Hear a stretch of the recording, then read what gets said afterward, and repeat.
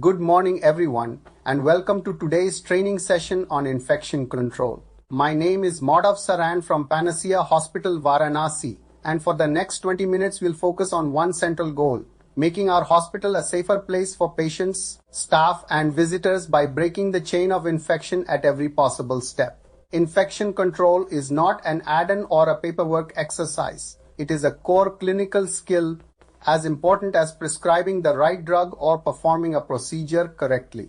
By the end of this session, you should be clear about the key principles of hand hygiene, standard and transmission-based precautions, reprocessing of equipment, prevention of device-associated infections, surveillance, and antibiotic stewardship, and more importantly, what you personally need to do differently on your next shift. Let me start with a simple question. How many of you have seen a patient who came in with one problem but then stayed longer or deteriorated because of a hospital-acquired infection? Most of us have. Each such infection means extra days in the hospital, more antibiotics, higher cost, and sometimes death that could have been avoided. The important message is that the majority of healthcare-associated infections are preventable if we consistently apply basic infection control practices. So as you listen, think about your own area, ICU, ward, OT, lab, dialysis, and picture exactly where and how you will apply these points. Let's begin with the most powerful intervention, hand hygiene. We know this, we say this, we teach this, but our compliance is usually much lower than we believe. Effective hand hygiene is not about occasionally washing hands. It is about performing it at the right moments with the right technique every single time. The 5 moments for hand hygiene are a useful mental checklist. Moment 1. Before touching a patient, before you examine, adjust the bed, help them sit up or take vitals. Moment 2. Before aseptic procedures, inserting or manipulating 4 lines, catheters, performing dressings, handling sterile equipment. Moment 3. After exposure or likely exposure to body fluids after taking blood, cleaning vomit, handling secretions, emptying a urine bag. Moment 4. After touching a patient when your contact is finished before you move away. Moment 5. After touching patient surroundings, bed rails, monitors, infusion pumps, side tables, call bells. Now the technique. For alcohol-based hand rub, you need enough product to cover all surfaces of both hands, usually about a palmful. Rub hands palm to palm, then palm over dorsum with fingers interlaced, then palm to palm with fingers interlaced, then back of fingers to opposing palms, then rotational rubbing of thumbs, and finally fingertips in the opposite palm. Continue for 20-30 seconds until hands are completely dry. For soap and water, especially when hands are visibly soiled or dealing with spores like Clostridioides difficile, use the same movements but for 40-60 seconds under running water, then dry with a clean towel. Common errors include using too little product, stopping after a few seconds, ignoring thumbs and fingertips, and performing hand hygiene over gloves instead of on skin. Remember, gloves are not a replacement for hand hygiene. They are an additional barrier that also becomes contaminated. You clean hands before putting gloves on and after taking them off. From hand hygiene, we move to standard precautions.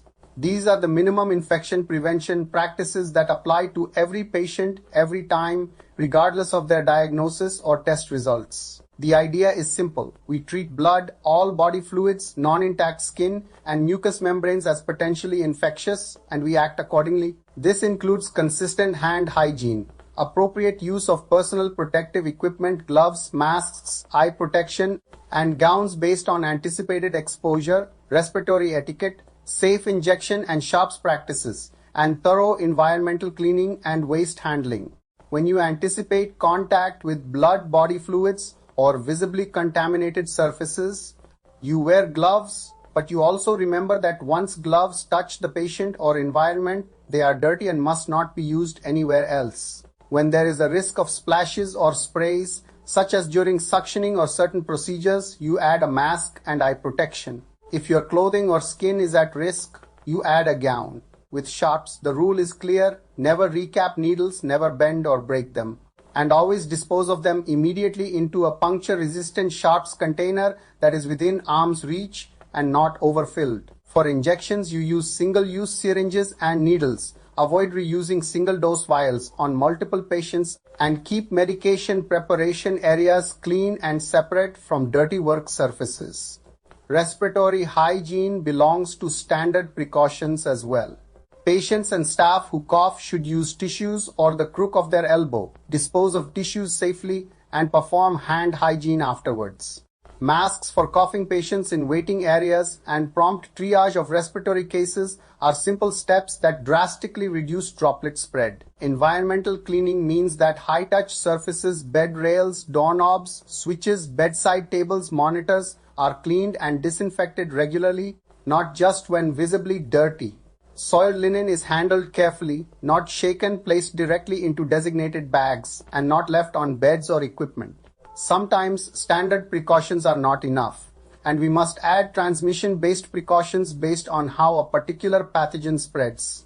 These are of three main types: contact, droplet, and airborne precautions. Contact precautions are used when organisms spread primarily through direct touch or contaminated surfaces, for example, MRSA, some multi-drug-resistant gram-negative bacteria, C. difficile, and draining wounds. In practical terms, this means placing the patient in a single room or cohorting with similar patients, wearing gloves and gowns on entry, dedicating or carefully cleaning equipment for that patient, and performing meticulous hand hygiene before leaving the room.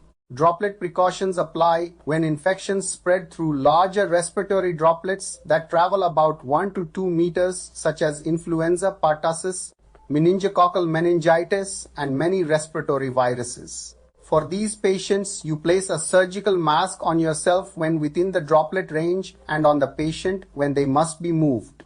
Ideally, they stay in a single room or cohorting area, and staff wear a standard mask during close contact. Airborne precautions are required for pathogens that remain suspended in the air and travel longer distances. Classic examples are pulmonary tuberculosis, measles, and varicella. These patients should ideally be cared for in a negative pressure isolation room with the door kept closed.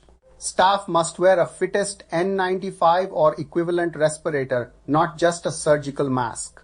Patient movement outside the room is minimized, and when transport is unavoidable, the patient wears a surgical mask. Some conditions require a combination. For example, disseminated zoster requires both airborne and contact precautions.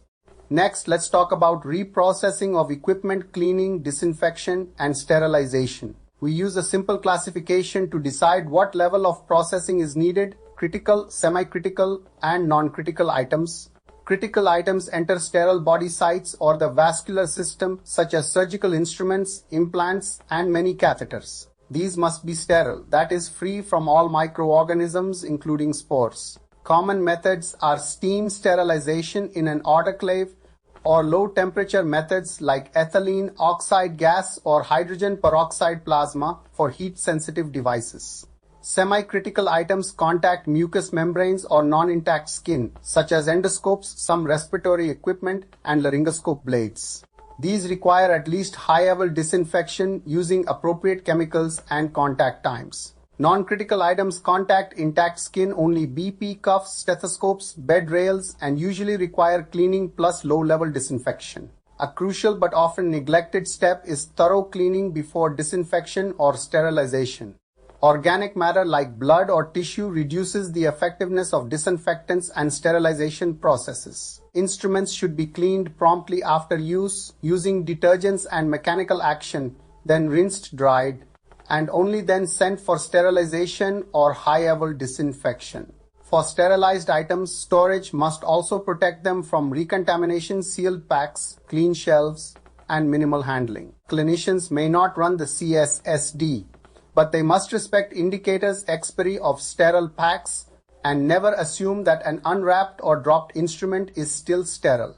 Let's now move to device-associated infection prevention bundles, a concept that has proven extremely effective in intensive care and high-risk areas.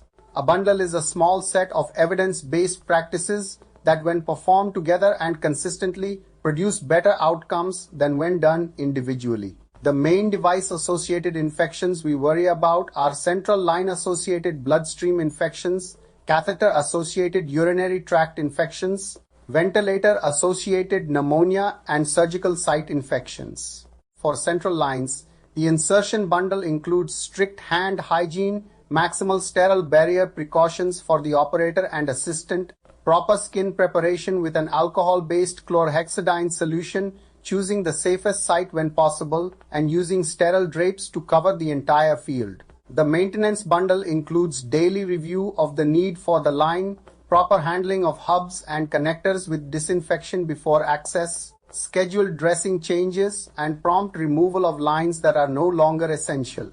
For urinary catheters, prevention starts with asking whether the catheter is truly indicated. When insertion is necessary, staff use aseptic technique, sterile equipment, and a closed drainage system. Secure the catheter to prevent traction. Keep the bag below bladder level without touching the floor, and review the need for the catheter daily with a bias towards early removal. Ventilator-associated pneumonia bundles typically include elevating the head of the bed to 30-45 degrees, daily sedation interruptions where appropriate and assessment for readiness to extubate, regular oral care with antiseptic solution according to policy, and attention to stress ulcer and thrombosis prophylaxis where applicable. For surgical site infections, preoperative measures such as patient bathing, appropriate hair removal, proper timing and selection of prophylactic antibiotics, and optimization of glycemic control are crucial. Intraoperatively, maintaining normothermia, proper skin preparation, adherence to aseptic technique, and minimizing traffic in the operating room make a real difference. Postoperatively, careful wound care, avoidance of unnecessary drains or catheters, and timely removal of devices all contribute. All of these efforts must be informed by surveillance. That is, the systematic collection, analysis, and feedback of infection data. Surveillance answers questions like how many central line infections did we have this month? What is our infection rate per 1,000 device days? Are our surgical site infection rates improving or worsening in a particular specialty? Without this information, we are working blind. Infection control teams typically track defined events such as CLABSI, COTI, VIP, and SSI using standard criteria, calculate rates, look for trends, and share the information with clinical teams and management. Your role is to document accurately, report suspected infections or clusters promptly, and engage with the feedback instead of seeing it as criticism. When people see their unit's data improve after implementing a bundle or protocol, it builds motivation and ownership. The last major pillar is antibiotic stewardship. Preventing infections is only half the battle. Using antibiotics wisely is the other half. Overuse and misuse of antibiotics drive resistance, damage normal flora, and increase risks such as C. difficile infection. An antibiotic stewardship mindset starts with a simple question. Does this patient truly need an antibiotic? Many fevers are viral. Many mild respiratory infections will resolve without antibiotics. When antibiotics are indicated, we choose an agent that matches the likely pathogen and local resistance patterns at the right dose, route, and duration. Before starting broad-spectrum therapy, we should obtain appropriate cultures whenever feasible. 48 to 72 hours later, once culture and sensitivity data and the patient's clinical response are available, we must review therapy. Can we narrow the spectrum, step down to oral, or stop altogether? Duration is critical. Prolonged courses just in case rarely help and often harm. Most uncomplicated infections have well-defined durations in guidelines. Our habit should be to stick close to those rather than writing open-ended prescriptions. Early ivtoral switch when the patient is stable reduces line-related complications and length of stay. Nurses and pharmacists play a central role by checking doses, clarifying ambiguous prescriptions, and reminding prescribers to review ongoing courses. Stewardship is not about denying antibiotics. It is about making sure that when we use them in a way that helps this patient today without harming others tomorrow. As we come to the end of this 20-minute session, I want to pull the threads together. Infection control is not a single policy or a single department's job. It is a set of daily behaviors that every one of us must own. Clean, well-timed hand hygiene interrupts transmission at the most basic level. Standard precautions protect us and our patients even when we do not yet know the diagnosis. Transmission-based precautions, correctly applied, prevent outbreaks of airborne and droplet infections. Proper reprocessing of instruments prevents us from carrying pathogens from one patient's body to another's. Bundles for central lines, catheters, ventilators, and surgery translate evidence into simple checklists that we can follow at the bedside. Surveillance tells us honestly where we stand and whether we are improving. And antibiotic stewardship preserves these powerful drugs so that they keep working when we truly need them. Your next steps are practical. When you go back to your unit, consciously look for the nearest hand rub dispenser and ask yourself whether you are using it at all 5 moments. Check whether your patients with catheters and central lines still need them, or whether some can be removed today. Look at the signage on isolation room doors and make sure you are following what it indicates. When you write or administer the next antibiotic, pause for 2 seconds and ask, is this necessary? Is this the right one? And when will we stop it? If each of us makes these small, consistent changes, the cumulative effect on our hospital's infection rates and patient outcomes will be enormous. Thank you for your attention and for the work you do every day. I'll stop here and open the floor for questions or specific scenarios you would like to discuss. Sources,